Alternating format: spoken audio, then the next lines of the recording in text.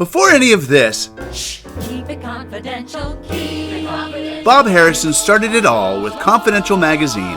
In a lot of ways, nothing's changed. Bob was writing about transsexual Christine Jorgensen 60 years before anyone ever heard the name Caitlyn Jenner. Marilyn and Joe, not so different from Ben and Jennifer. You get the idea. But who exactly was Bob Harrison? Smart publisher, suave man about town, or sultan of sleaze? Before Confidential, Bob published girly magazines. It was a family business. His niece Marjorie was a young wife and mother. His girlfriend Jeannie was more than just window dressing. And his sister Edith and nephew Michael backed him all the way. They worked together shooting layouts in Bob's apartment and even taking part. It was a giddy whirl of girls, but censorship crashed the party. Bob's accountants gave him the facts of life, and the business went bust. Bob was devastated. Was he going to be back on the Lower East Side? Would he fail his family and his girl? But the bright lights beckoned when Bob got an idea. He forged a connection with media titan Walter Winchell and discovered a magic formula for reaching the public. Confidential magazine. And it became the #1 selling magazine in America. Bob never judged and never condemned. The stars were rich, gorgeous, and famous. Of course they misbehaved, wouldn't you?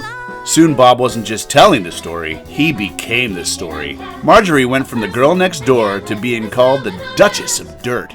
Bob made Jeannie famous as the showgirl who sells shares in herself. And his own Pegapalo girl selling an herbal product that was supposed to make men last longer in bed. And then came Howard Rushmore. The red-baiting protege of Walter Winchell was key in the magazine getting off the ground. But would his dark side destroy everything?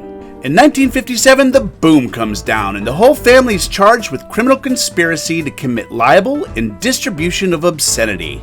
It's called The Trial of 100 Stars, and it takes Bob and Confidential magazine to even greater fame. And it shocks me to realize the availability of this magazine and this type of literature.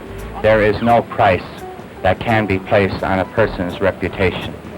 It's unfortunate that all of the publicity attendant on these various hearings in connection with Confidential only stimulates the circulation of that magazine. Bob is determined to fight for his magazine, but at what cost? What about his family? What about Jeannie?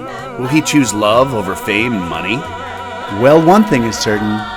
This world that Bob created will last forever. Keep it confidential. Keep it confidential. Mr. Confidential. Big Bob will be back. Hey, did you miss me? Come on, kiss me.